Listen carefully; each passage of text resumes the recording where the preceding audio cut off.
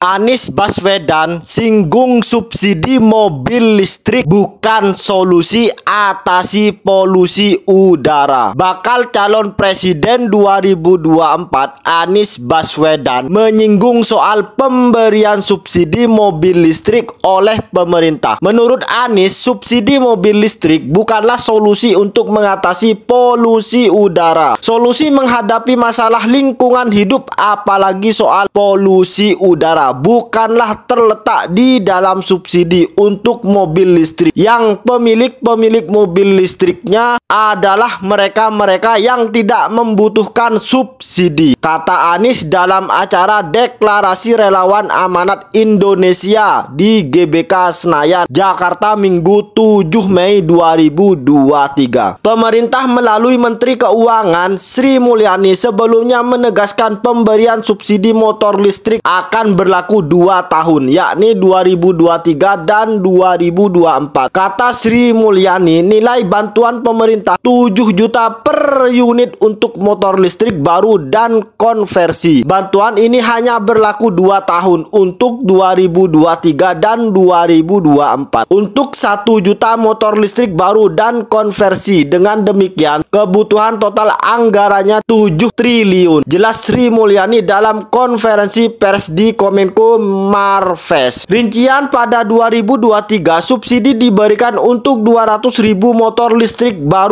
dan 50.000 motor listrik konversi dengan total anggaran 7,75 triliun. Anies menjelaskan, seharusnya pemerintah harus memastikan bahwa sumber daya yang diberikan pemerintah untuk rakyatnya adalah sumber daya yang tepat. Kita menghadapi tantangan lingkungan hidup, itu menjadi kenyataan bagi kita, kata dia. Dia kembali mengingatkan, solusi menghadapi masalah lingkungan hidup, apalagi soal polusi udara, bukanlah terletak di dalam subsidi untuk mobil listrik. Kalau kita hitung apalagi ini, contoh ketika sampai pada mobil listrik, emisi karbon mobil listrik per kapita per kilometer sesungguhnya lebih tinggi daripada emisi karbon bus berbahan bakar minyak. Kenapa itu bisa terjadi? Karena bus memuat orang banyak, sementara mobil memuat orang sedikit. Ditambah lagi pengalaman kami di Jakarta, ketika kendaraan pribadi berbasis listrik, dia tidak akan menggantikan mobil yang ada di garasinya. Dia akan menambah mobil di jalanan, menambah kemacetan di jalanan. Jadi menurutnya yang seharusnya didorong ke depan adalah demokrasi sumber daya, bahwa kita mengarahkan agar sumber daya yang dimiliki negara diberikan melalui sektor-sektor yang memberikan manfaat nyata bagi masyarakat banyak, bukan semata-mata untuk mendapatkan perhatian dalam percakapan, apalagi percakapan sosial media. Karena itulah Anies mendorong agar kedepannya jalan-jalan tol yang menurutnya sudah dibangun secara amat baik oleh pemerintah dipenuhi oleh kendaraan-kendaraan umum berbasis dengan listrik ke depan. Kendaraan-kendaraan logistik berbasis listrik, bukan pribadi tapi kendaraan umum, katanya. Menurut teman-teman bagaimana? Layakkah motor listrik diberikan subsidi per unit 7 juta? Jadi per 1 juta unit menggelontorkan uang 7 triliun rupiah. Layakkah atau lebih baik diberikan pada orang miskin atau pada fakir miskin?